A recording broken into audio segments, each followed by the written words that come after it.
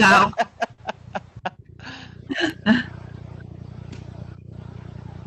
All right, now everybody's seeing the Stitchers Collective. Yes. All right, let's go. Now you're seeing the exposed zipper. Yes. Yes. Mhm. Yay. Okay, maybe we'll be good now. All right, so these are the 3 exposed zippers I done. This presentation is basically for the first Stitchers Collective is based on a May 10th post that I did. There were a lot of questions about how things were done because they went through it really fast. And when I was actually analyzing everything, I discovered the way that they were doing it was rather down and dirty. So I'll Oh. show you what they were doing, and then I'll show you my way. So the first exposed zipper could be used for dress back, zipper top front, and that includes knits inside of a pocket bag. And here's the tips and tricks that were done. And if you want to review these, it was at 44 seconds, 3 minutes and 27 seconds, and 4 minutes and 14 seconds. So this is our first exposed zipper. And I really want to thank all of you for posting and commenting, because that really helps me with knowing what you are interested in learning about. And sewing hacks is obviously one good thing. If you look very closely at the video, there's actually photography. Is there someone speaking here? Because I can't hear them. Uh-oh. All right, they stitched down. This is going over. I think I can go by what they're doing. I just won't hear it. Okay. This should have been able to go through.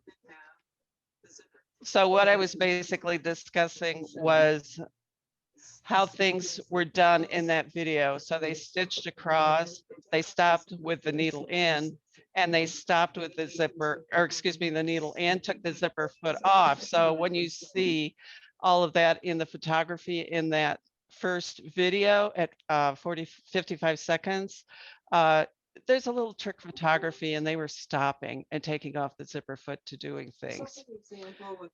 So for the example, what they did was drew a line, and then they did a little triangle at the bottom. So basically like creating a welt pocket. And then they cut down this right to that little point. Just to the tip of that little triangle. All right, so it looked like that. And I just left on my left position zipper foot. And this is an industrial machine, so it doesn't look like a typical zipper foot. Okay. And then what they did was align the bottom of the zipper foot to that little mark down at the bottom. Check to make sure that everything was flat.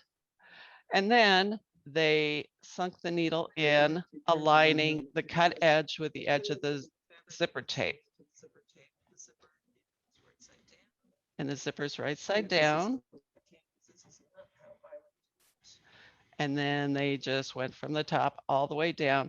Now, when I do zippers, I usually do directional sewing because I think it makes a difference.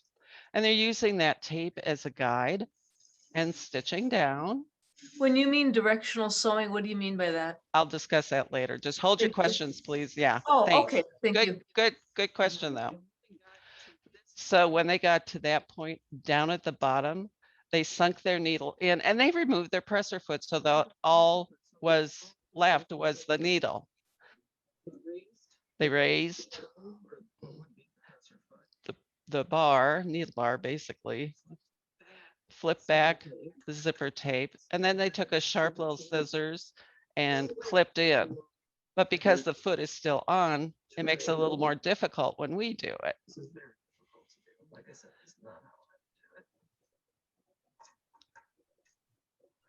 And then they swung the zipper tape around, folded the fabric appropriately so that it didn't get caught, keep the tails flat, lower the presser foot. And then what they did was change presser feet. So now the left one, position one was on, stitched across. And I tried to keep it fairly straight. And then stitch to the other side on the same point on the zipper tape as before. Sink the needle. And then what they did was swung it back raised up the other zipper tape tail, clipped to that corner point, not clipping through any stitches. And then keep that side flat. And then they swung it around again. So you can see they did a lot of stops in their video if you go back and review it. And then they sewed up the other side. Again, following that edge. Now, to me, this is kind of a down and dirty method. It's not how I like to sew. And by taking off the needle, they were actually able to get that clip nice and close. So this is how I would do it. So it sounds like they're planning, but I think most of the planning, most of the. So one of the first things I did was interface the back side, and this is my sample, and you can see there's no puckering down here. Zippers really need some support. Now, because I am very limited in my sewing room setup, I'm going to go to still photos from this point. I'm going to try and work on getting better videos and things, but to me, still photos are going to show things better for you because I can do close-ups and things, because when I photograph, it's just me, myself, and I. So the first thing I do is press the zipper. That's a very important step. Use a press cloth if you don't have a shoe on your iron that would protect it. This actually is an industrial iron. It's a gravity feed iron.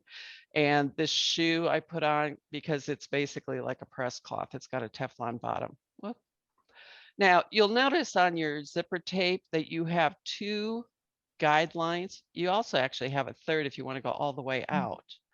And these are what we use for sewing along as we stitch. Oop, wrong way.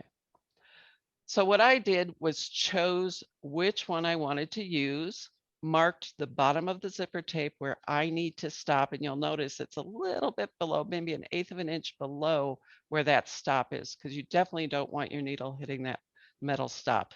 Now, I have a whole bunch of zippers that a friend gave me because her mother had a fabric store. And so I have old zippers that I'm using for these. It's hard to find a normal dress length or skirt length zipper in metal. Usually they're polyester, which to me is a lot better. So from this edge of the tape to this edge of the tape is approximately 5/8 of an inch. So you want to find the center and mark both edges. And then if you need to, mark all the way straight up. The other thing that's very important is know your seam allowance at the top of the zipper. When you're laying in your zipper, you want to make sure that you have at least 1/8 of an inch beyond the top part of the zipper, because you'll be finishing it off, and you need what's called, to allow for what's called the fold of the fabric. So just mark down whatever you need, and then mark where the bottom is going to be.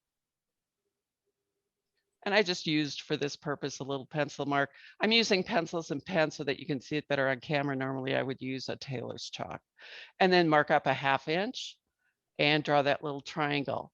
And this line here represents that width at the bottom of the zipper tape, so we keep it consistent.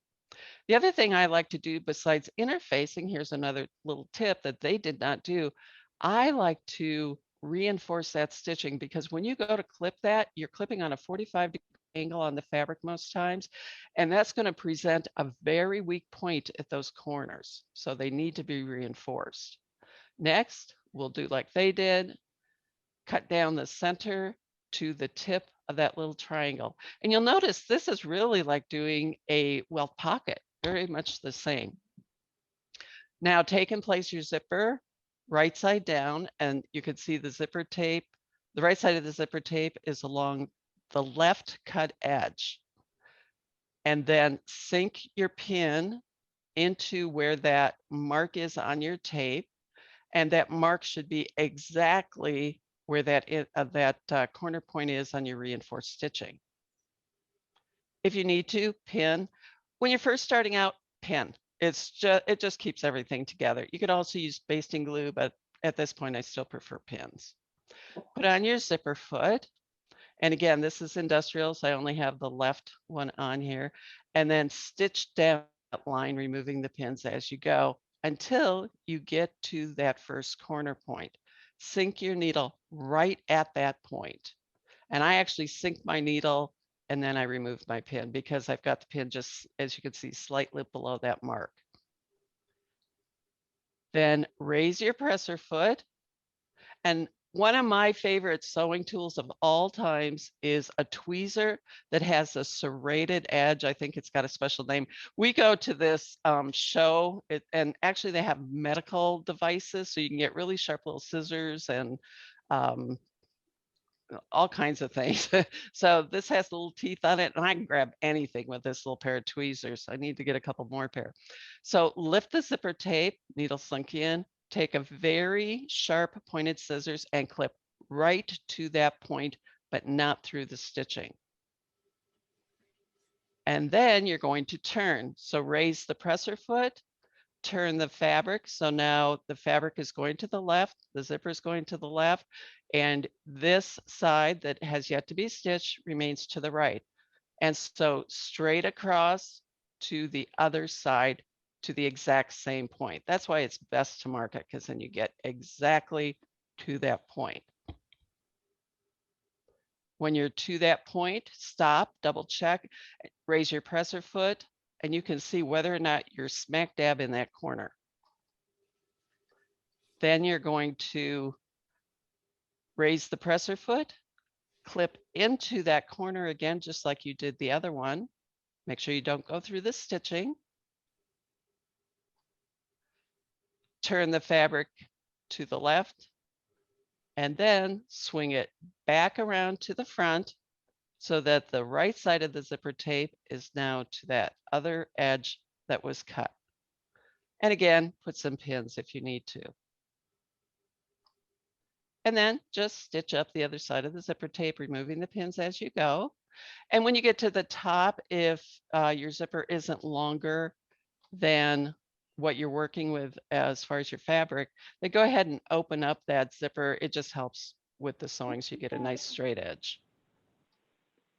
So this is what it looks like from the back and at this point from the front. Now, I like to always, and I mean always, when I'm quilting, when I'm sewing, when I'm doing anything, I set the stitches. What that does is melds those little threads into the fiber of the fabric so you get a nice smooth edge to turn on. If, again, you don't have a shoe for your iron, go ahead, place down a press cloth and press those seams nice and flat. Now, doesn't that look a lot better than the other one did? And by using the guide on your zipper, you can see that opening on each side of the teeth is the same. That's what your goal is. The other goal is to make sure you don't have any bunching or puckers or anything down here. And also that the edges at the top are even. You'll notice in their video, if you go back and look at it, in one of the videos, they're about almost a ½ of an inch off. And a lot of people just go, oh, I'm just going to cut that off. No, because you're throwing off the grade of the fabric. Don't cut it off. Go back and redo it. All right, now exposed zipper number 2 could be used in place of a welt pocket on a jacket or something like that. And also inside or even the outside of a tote or a bag. So now the second video showed basically an opening for a pocket or a bag. And their method was okay, but there's some tips that I had that they didn't. So basically what they did the measurements on the zipper and created that line for the beginning and an end. And you'll see that it really does look like a welt pocket. And then they placed the top part of the zipper, placed it face down, and bringing those edges together. Come on. Oh.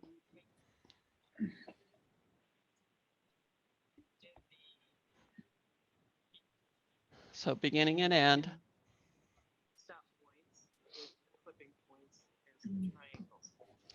And then they placed it face down. And you want the center of that zipper tape to meet at the center line. And they stitch. And they use the zipper foot. And they're stitching from point to point. And how wide that is again, where you're stitching on the zipper tape. So if you look, it's basically along those lines here. So back to the beginning, zipper is face down. And I opened it up a little bit because I thought it was a little bit easier. Bring those edges together. And what I did was started at the middle, stitch forward to the point. It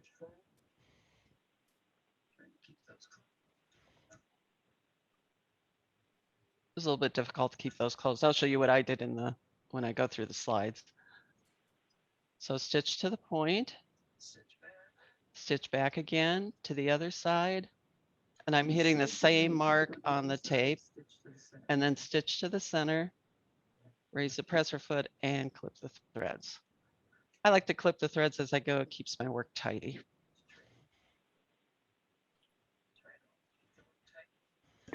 All right, now what you do is, or what they did, picked up the zipper so it's facing right side up, pinched the tail,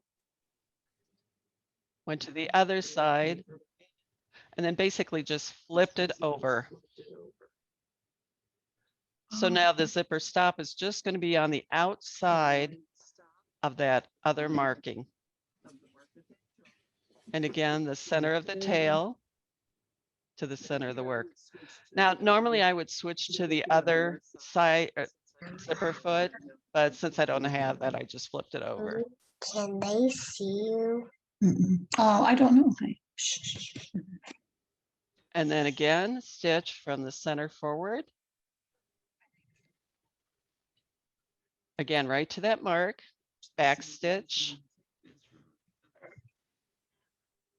Go to the other side at the same point on the zipper tape. And then to the center. And clip the tails.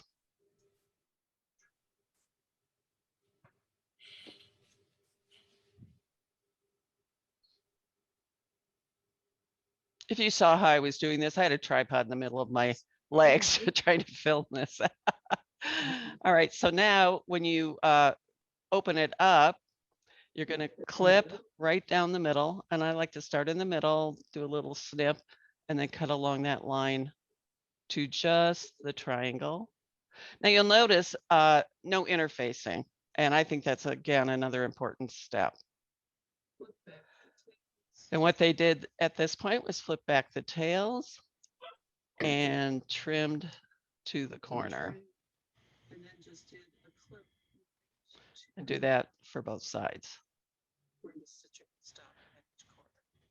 And notice too, they didn't do any reinforcing stitching. That kind of presents a problem the way they did it.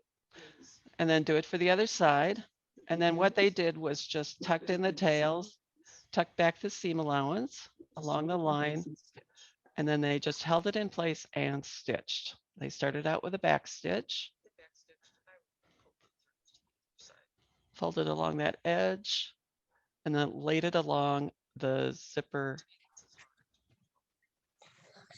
right on the line that was intended for stitching. They make it look really easy because they do a lot of camera stops when they do these kinds of things, and they splice it so that you almost don't notice if you're not watching really carefully. And they back stitched. I do something a little differently there.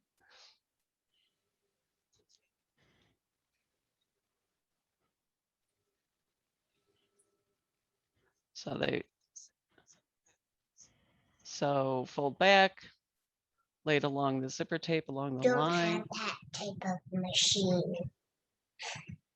And then just edge stitch. And then they repeat it on the other side.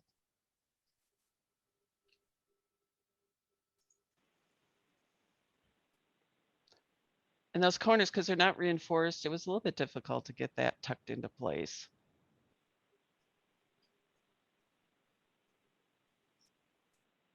And then they backstitch.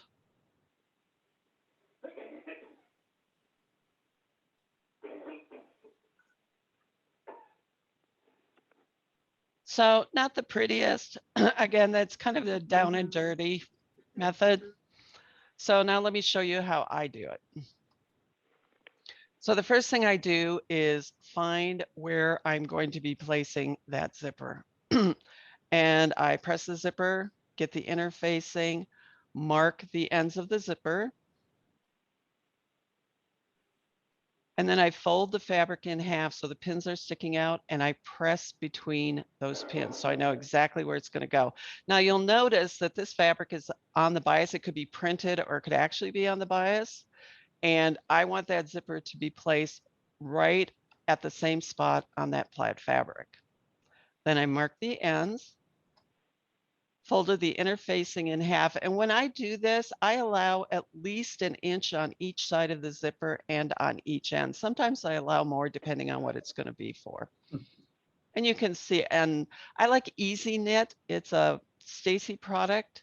And there's a couple other brands on the market. I'm sure Pellon has one.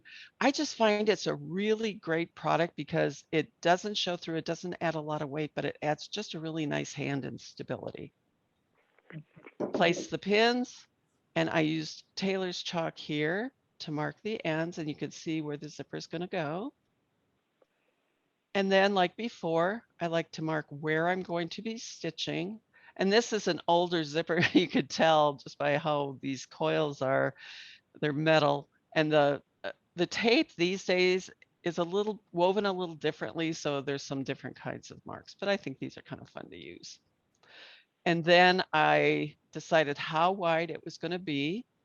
So basically 5/8 of an inch. And as I was doing this, I thought, well, 5/8 of an inch divided in half is, you know, you get into 16ths. So I thought, well, I could actually mark it 3/4. So I could lay the 3/8 inch mark in the middle and then do 3/8 on this side and 3/8 on that side to equal 3/4. But it really depends on how wide and how much zipper tape you want exposed. And from there, mark down the center, mark 1/2 inch up on each end. So you know where the clipping point's going to start. And then I just like to double check it at this point. And because I've already done the interfacing, I can now go through and do my reinforcement stitching. And don't start at a corner, start on an end, stitch down, stitch into the corner, come back around, and then just stitch right over the previous stitching a little bit. And then I like to pull the tape because they're not going anywhere. And you can see you have a nice square corner to clip. At this point, I set the stitches. Again, it melds those stitches into the fabric. Now, what they did not do in the video that I did was I brought those ends of the zipper tape together and just did a little straight stitching. It just helped keep them together and helped me when I went to put it in the zipper. Double check everything. When I first did this, my measurement was, as you can see, way off. So this is the time to check before you start stitching and clipping. Make sure that all the markings are correct. All right, so now we take the top end of the zipper and lay it over the straight marking. And so the end is here. The zipper goes to the left, and this is the top part of the zipper. Zipper is face down. Stitch from whatever point you've decided on to the other end, and make sure the tails are aligning with the center of your markings. And then clip. Now flip the zipper back so it's right side up on top of the fabric. And just like before, pinch that tail, turn it around. So now the bottom of the stop is going to line up just to the outside of this marking. Place a pin, make sure the center of the tape's aligned with the center marking. pin in place if you need to. And I found it was actually, especially on this shorter zipper, it was actually very helpful to open up the zipper and then just slide this portion underneath the foot so I could sew in this area. And you stitch from one point to the other point. And I again I like that little bit of reinforcement. So I started at the center, stitch forward, stitch back to that point, and back to the center again. Neat. Now, if it is helpful, because you have these reinforcement lines on the back, you could actually stitch from the back. So the zipper is here, and all I'm doing is using this reinforcement stitching as a guide. And I'm stitching just to the outside of that reinforcement stitching. So this is what it looks like. Now, just like before, pinch, snip, and cut from the center to one end, just to your mark, and then clip into that corner. You want to, when I teach 5-year-olds and we're working with sharp scissors, I tell them to snip with the tip. What that does is prevents snipping any fabric or threads beyond the tip of the scissor. So if you lay the tip of your scissor right into that corner and snip, you are not going to go beyond that little corner. And then I set the stitches on both ends and then press along that reinforced line along both of those long edges. Tuck under the zipper tape, align the folded edges along the mark on that zipper tape, and pin. Now here's a little trick that I like. You can use double-sided fusible, like 1/4-inch strips or 1/8-inch strips of tape, but there's something called, if you've not used it, Roxanne's Glue Based It. This is a wonderful product that I discovered when I took my beginning quilting class years ago. And all you do, it comes with this nice long tip so you don't get too much glue, and literally drops, and put it to the outside so it doesn't leak through. But if it does, it's washable, so it's not a real big deal as long as your fabric's washable. And then align the edge and then press it. It dries practically instantly. Just leave it for a few seconds and the fabric will stay in place on top of the zipper. Great product. And then edge stitch along both edges.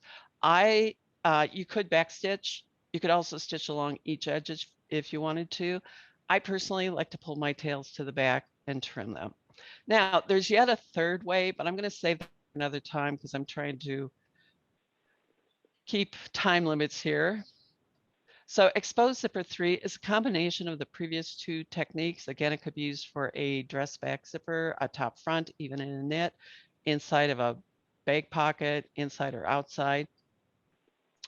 It looks like this, and I'm going to show you a couple of different techniques. It uses that flip at the bottom and basically like we did for the first zipper on the sides. So again, I use my Easy Knit stabilizer to reinforce everything, mark along the center. So if this was the center of a top or the dress back of a zipper, you mark where that's going to be and then your stop point. Fold the interfacing in half, flip it over, press it in place, transfer the marking. And then draw in the lines, just like you did before. And then do that reinforcement stitching right along the lines.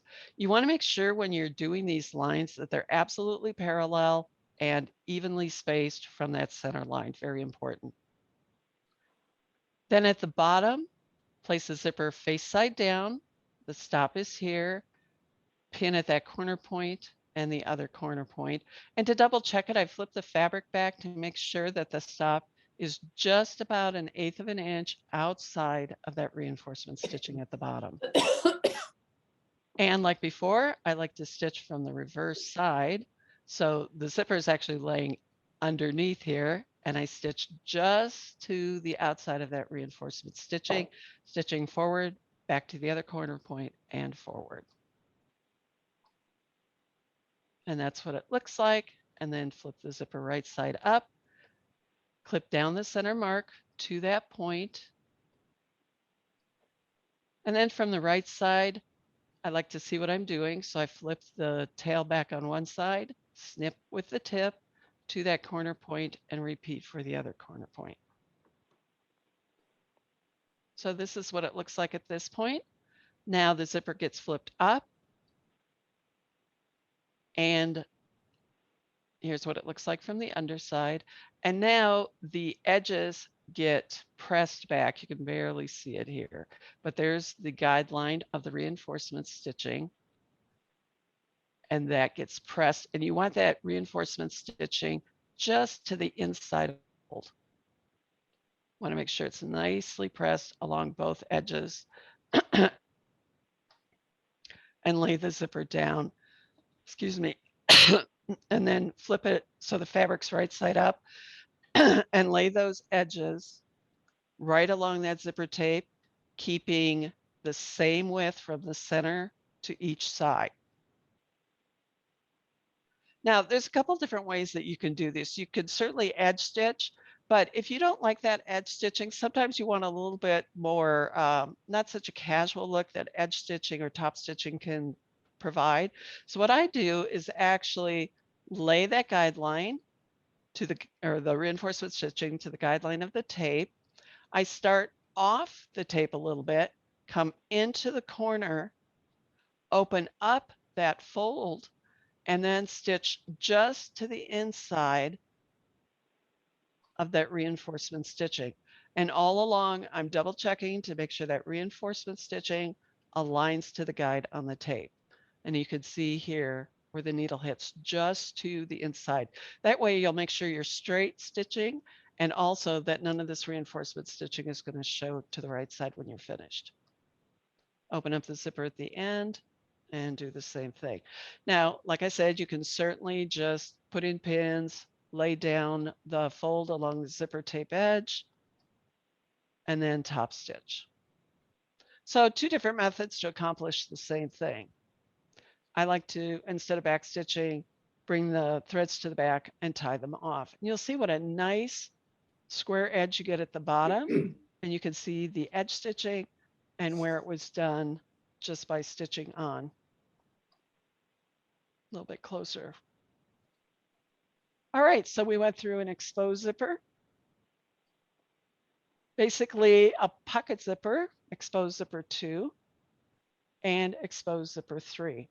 So next time, I hope you'll join me because I'm going to show you a lap zipper, but my special techniques that I learned while I was doing a lot of alterations on ready to wear. I always had problems with invisible zippers puckering, especially at that bottom. How many of you have that problem? And also having some of the zipper tape exposed. And you can see here, I did this on purpose. I used a white zipper against a red linen so that there was a real big contrast. And you can see there is no exposed zipper tape and no little funky thing at the end. So it's really easy to do. It is one of the easiest zippers. And after I discovered how to do this, that's pretty much all I put in my pants and skirts and things. So I want to really thank you for joining us for our first Stitchers Collective. I hope you learned something. So now I'll open it up to comments. Just one quick one. What was the, I'm not a quilter, that product that you used? It's called Roxanne's Baste It. Repeat again? Roxanne's Baste It. Roxanne Baste It. Yep. It's a really, really great product. And a little goes a long way, literally a drop. Nice. Yeah. Can I ask a Okay. question? Sure. Oh, you got background noise. It's hard to hear you. Yeah, somebody's got background noise going. Not me. There's nothing happening here. Okay, Faye. Why There, did good. you go through all that instead of making a welt pocket type opening, laying it over the zipper and just stitching around? Well, that third technique I showed with just the interfacing, that's actually how I usually do it. But what I was doing was, we had a lot of questions on that May 10th video that I posted. There were a lot of questions on how they did things. So that's why I did these videos this way this time. Oops. Sorry, let me unmute. Anybody else? And so this is being recorded, correct? Yes. Okay.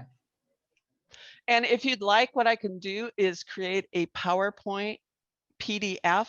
It would be a lot of pages, but I could do that so you could actually see the step-by-steps, and I can actually go in before I do that and throw in some notes. So it will print out the notes and the pictures. Thank Do you. you think, would that be helpful? I think for Yes. some people. Okay, and then they can post it. Yes. Sure, I'll be happy to do Where it. will it be posted? Will it be posted just on the group works or will it also be posted to I Element? believe it 3? goes, I believe it goes to Element 3. Okay. Okay, this is my first time with Elements 3 doing the class. So these Uh-huh. classes are recorded and you can go to the Element website and pull them up. Yes, Is that correct? yes. And what I must thank you big time for the way you put that zipper in from the bottom up. That's so much easier. I was coming down, you know, it was puckering, it was doing Yeah. everything. Now, Yeah. somebody had a question, and I don't know if I can flip through quickly and find.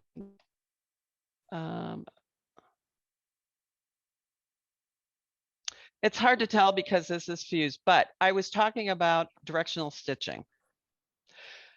If I were to cut this fabric, and let me see if I can maybe find another one. That would be a good video to do about directional stitching, because I think directional stitching is very, very important. Let me do a video on that next month. Yeah, I'm not seeing because the fibers are fused. Oh, maybe on this one. No. Yeah, because the fibers are fused. Okay, here's a good one. See how these threads lie? That is the direction of the grain. So when you do directional stitching, you stitch in the direction of the grain. So, but there's, if you do a neckline, a skirt side that's got a little bit of a curve, it's easy to tell. So I will do, that's a very good question. And I think that would be a very good session for Stitchers Collective. Yes. Yes, yes, yes. When I learned to sew, I did go to college for fashion design. I like sewing for other people. I hate sewing for myself. I have, I'm very weird. I love sewing for other people. And I had a custom dressmaking business for years and years. And I did everything from men's suits, jackets to bridal gowns until David's Bridal came in the 90s. And, you know, they were giving away $99 dresses. You couldn't even buy the fabric and notions for that. No. And then my career path took a different direction into machine embroidery and digitizing, but that's a whole nother story. But I learned from the professors that I had in college. One of them was European trained, nice. Oh my gosh, she must have been 80 at the time I was teaching. I just soaked up everything she could teach me because she was a wealth of knowledge and an old time, basically dressmaker tailor. And then I had a couple other people. One lady that I had, she learned from Edna Bishop and gave me her old book on Bishop method of sewing construction. That is one of the best books out there. Reader's Digest is another one. That would be another good, it's just collective to go through some of the ways I learned to do things. And a lot of the other ways I learned to do things was by doing alterations. I loved alterations because I learned so much. Now in the factory, obviously they have tools and things where the machine does all the work. It turns the fabric, it does the cutting, it does everything. But when you have a home sewing machine, you can't do that. So you got to figure out ways that you can do it by yourself. And I figured out a lot of ways to do a lot of things. So to me, that was one of the best educations I had. And I was doing alterations from 1980 up until about 2000. So I have a lot of info in my brain. Anybody else? Well, it's Diane speaking here, and I just want to tell you, your zippers are beautiful. Thank you. I love They're zippers. very, very, very nice looking, professional looking. Thank you. Thank you. So did you enjoy this first session? Yes, very much. Yeah. Okay, good, good. Yes.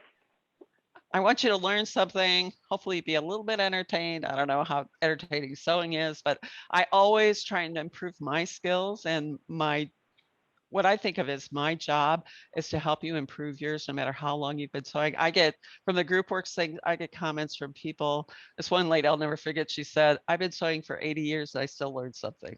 So we all do. There's always new notions, new fabrics, new machines. And I've never had a top of the line machine. In fact, when I was doing things for the American Sewing Guild, because I was their education director for 8 years, I did a project that was a prom dress. And I used a $99 sewing machine to prove to people you don't need top of the line machines, even though they're wonderful, they're nice, they have all kinds of bells and whistles and tools in them that really make things fun, but you don't need it. You can do professional looking garments and projects with a $99 sewing machine. And sometimes those bells and whistles take up more time than if you just sat down and sewed. That's why I have a Baby Lock Destiny that I got about 6 years ago.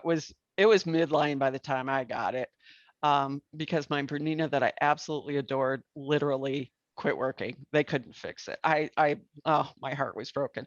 Yeah. But it does a great, this new Destiny, new to me 6 years ago, Destiny that I have does a great job with machine embroidery for what I needed to do. And it's got the bigger hoops. So this is an industrial Juki that I've been using forever. Industrial machines are workhorses. And get this, when I purchased it from an industrial machine dealer, brand new. Guess how much it was? $750. And it came with it's got a step motor, a 4 horsepower step motor. So it will literally do stitch by stitch by stitch. It's got the rotary hook in it, so the stitches are beautiful. It's easy to tension. It's got an oil pan, so it's self-lubricating. And I've been using industrial machines since, oh gosh, 1980, I think. I absolutely love them. I love to hear them. Yeah. They're so smooth and so quiet. Yeah, and if the video would have played sound, I don't know why it didn't pick up the sound, but you would have heard the stitching. So I don't know why it did gorgeous. that. So Ramona, if I could I wanted to just take a minute to say hello and tell folks about the Element 3 Health groups. Okay.